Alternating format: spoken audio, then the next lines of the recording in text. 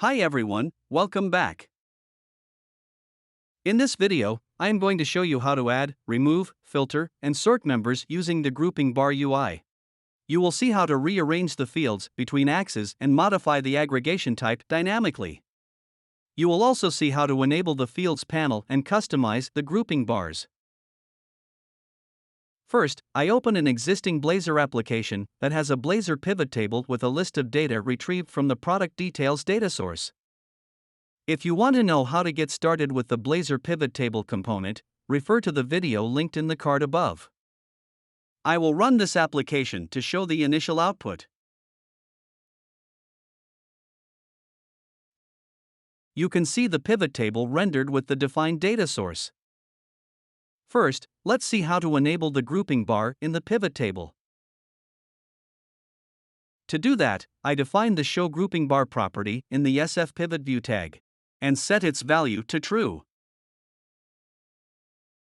You can see the pivot table displays the grouping bars of the fields that are bound to rows, columns, and values.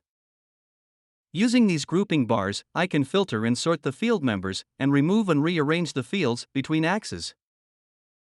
First, I sort the members of the country field in descending order. Then, I will filter the members of the products field. I click its filter icon, and a dialog box opens with the list of members in the field.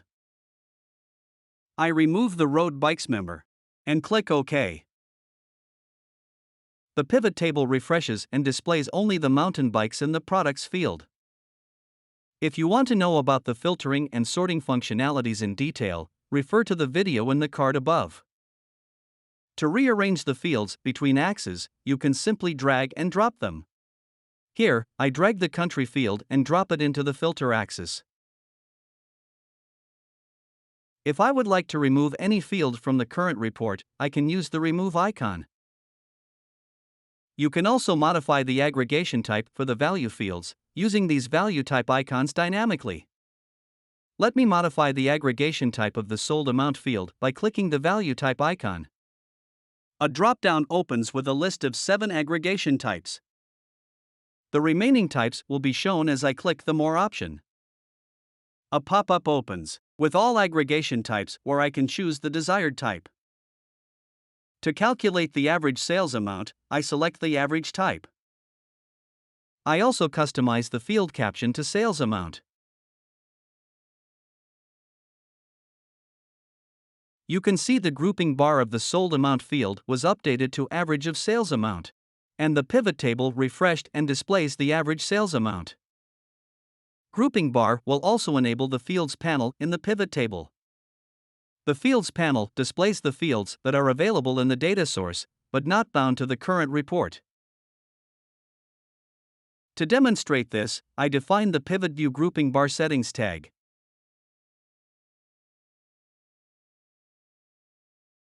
And add the property Show Fields Panel, setting its value to true. The Fields panel displays the field units, which is not bound to the report.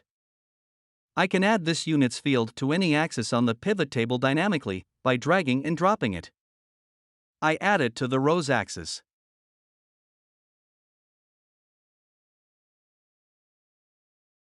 See, the rows axis updates with the units field. Likewise, any field that is removed from the current report will be automatically added to the fields panel. For example, I remove the products field from the row axis.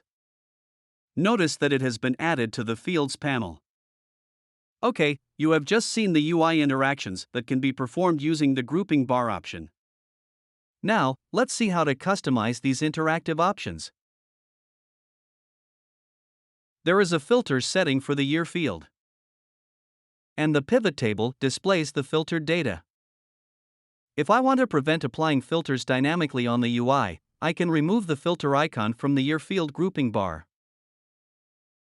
To do this, I define the Show Filter Icon property and set it to false in the year field tag.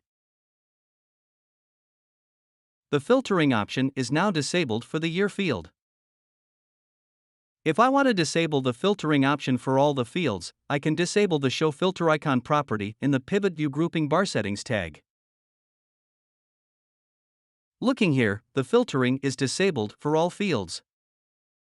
Similarly, if you want to prevent sorting a field dynamically, you can disable the sorting option. To disable the sorting for the country field, I define the property showSort icon and set its value to false in the country field tag. You can see the sorting option is now disabled for the country field.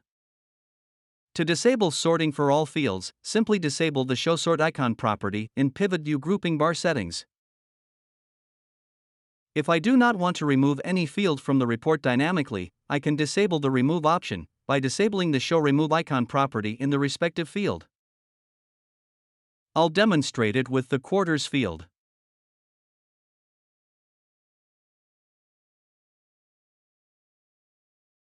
Now, the quarters field cannot be removed from the report. You can also disable the Remove icon for all fields by disabling the same property in the Pivot View Grouping Bar settings tag. Next, let's see how to disable the drag and drop option for a specific field. Let me disable the drag and drop for the products field by defining the property Allow Drag and Drop and setting its value to false. The drag and drop is thus disabled for the products field. You can disable it for all fields by disabling the Allow Drag and Drop property inside the Pivot View Grouping Bar settings tag. By default, the value type dropdown displays all aggregation types in the More option. If you want to customize the list of aggregation types, use the Aggregate Types property. To demonstrate, I create a list of type aggregate types with a name value type.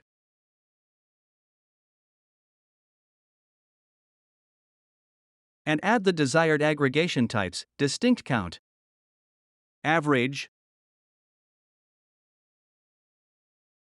and product to the list.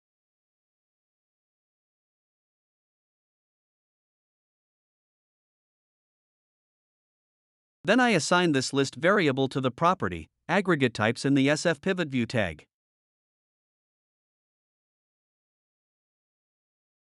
You can see the value dropdown has only 3 defined list items now.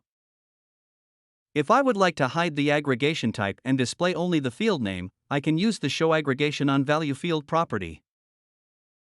To demonstrate, I will define the property Show Aggregation on Value field and set its value to false in the Pivot View Data Source Settings tag. The bars of value fields display only the field's name. If you have set the aggregation type for the value field in the code, and you do not want to modify it dynamically, disable the Show Value Type icon property. For this example, I disable the value type dropdown for the units sold field by defining the property Show Value Type icon and setting it to false. Looking here, there is no option for modifying the aggregation type for the units sold field. You can disable this property inside the Pivot View Grouping Bar Settings tag to disable the aggregate selection type for all value fields. In this video, we saw how to perform filtering, sorting, removing, and rearranging of the fields using the grouping bar option in the pivot table. You also saw how to modify the aggregation type, enable the fields panel, and customize the interactive options in the grouping bars. If you would like to see the working example of this, you can download it from the GitHub link in the description below. I have also provided a link where you can see if you qualify for a free license key to use our Blazor products through our community license. If you found this video useful, please like it and subscribe to our channel. Thanks for watching.